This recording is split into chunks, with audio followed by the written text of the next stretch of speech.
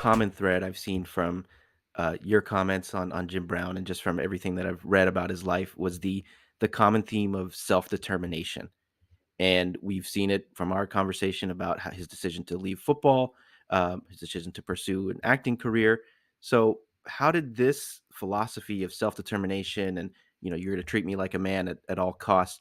How did that translate to his approach to the civil rights movement and his Great philosophy no, for no, that? I no, know no. it's a It's the big right question, question because it's the but question nobody's asking and nobody's trying to answer. And it makes us so weak about history when we don't try to answer these questions. Because I see a lot of commentaries about Jim Brown where they're like, wait a minute, he stood with Ali, but then sat down with Donald Trump.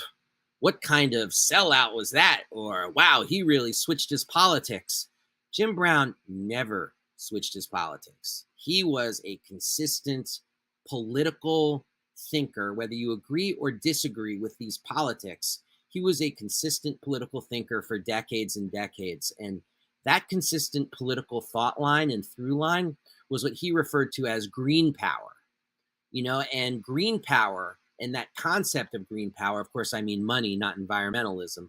That concept of green yeah, power was a part of the Black freedom struggle. It just was. And people don't like to talk about this, that in the Black Power movement, there was a right wing and there was a left wing.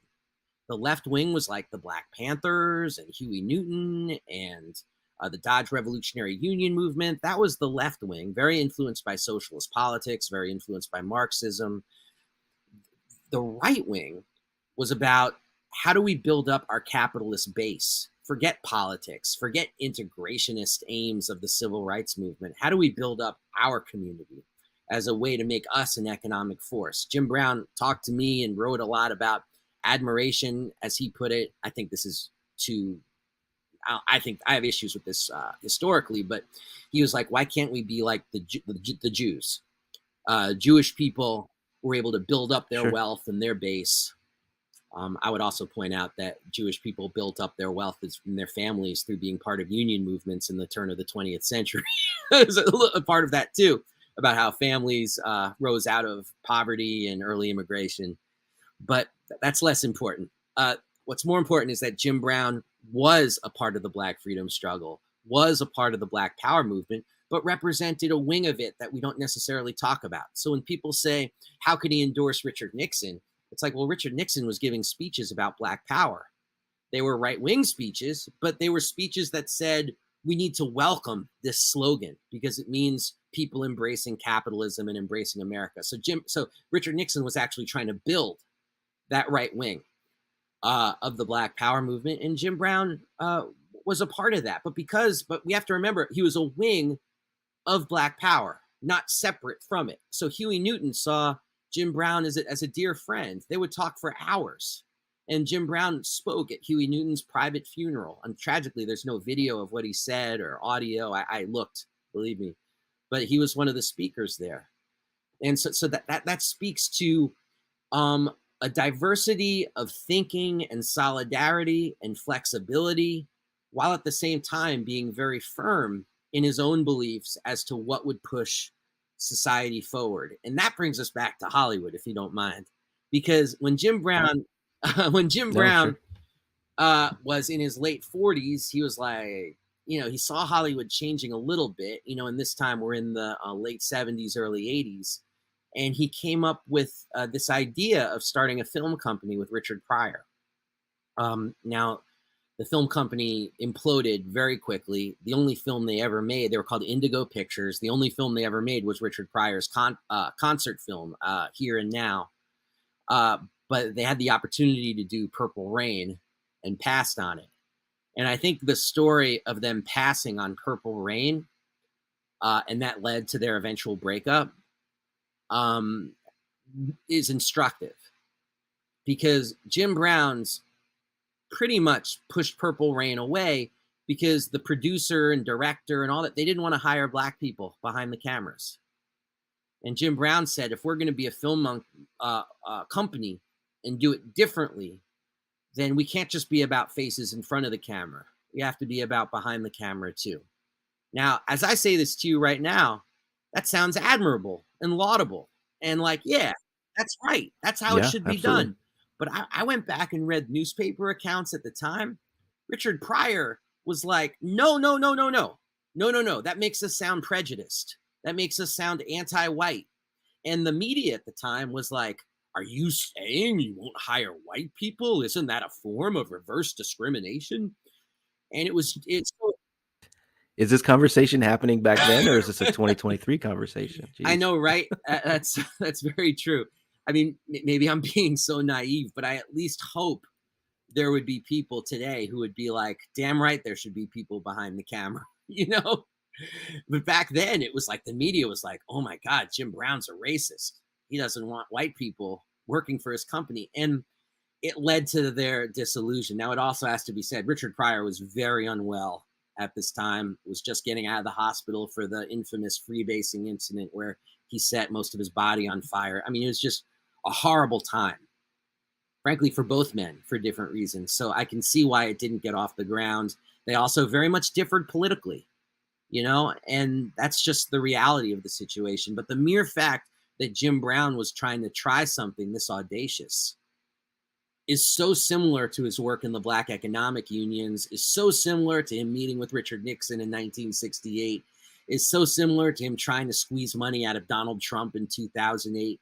There's a through line there that I think people are hesitant to grasp.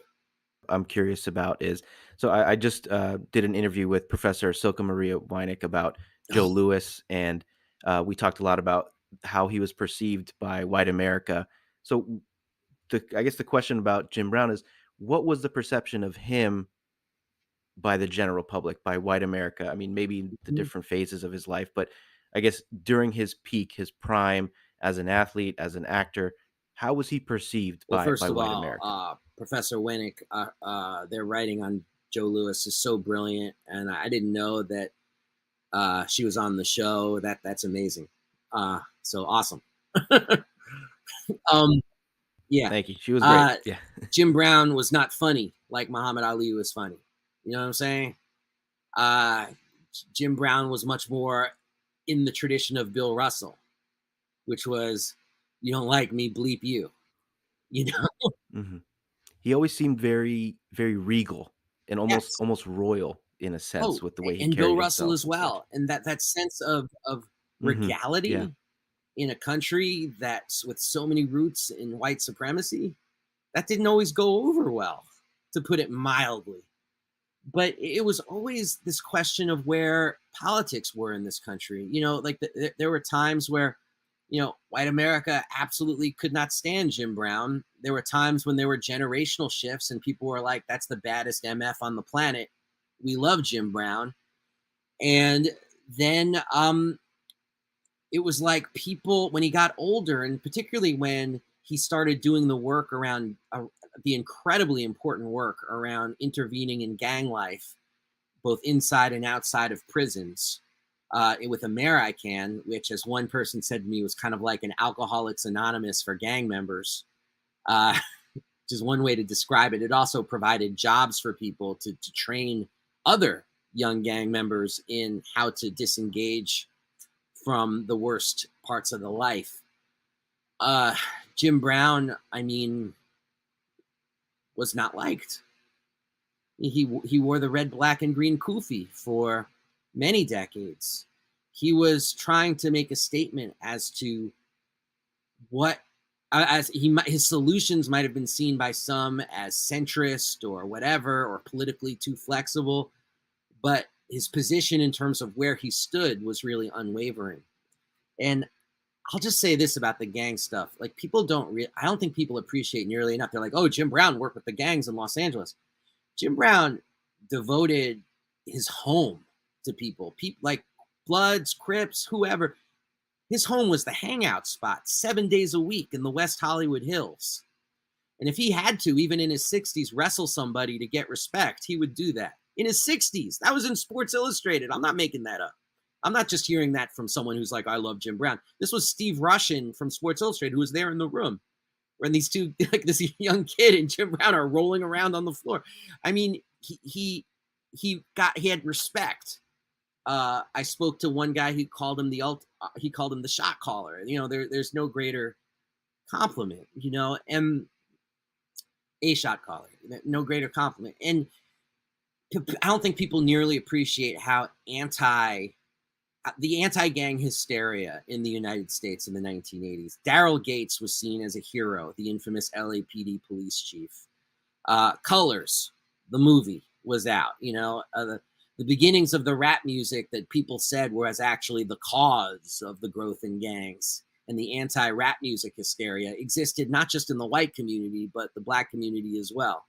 I remember living in New York City as a kid and seeing Reverend Calvin Butts drive a bulldozer over rap CDs and not CDs, cassettes and records, in this big public thing. And that was Hmm. the Reverend Calvin Butts at Abyssinian Baptist Church, the most important black church maybe in the United States, and outside of Atlanta, of course. And so he took that stand at a time where it would only earn him at the very best mistrust and at the very worst abject derision, and he could not give a shit.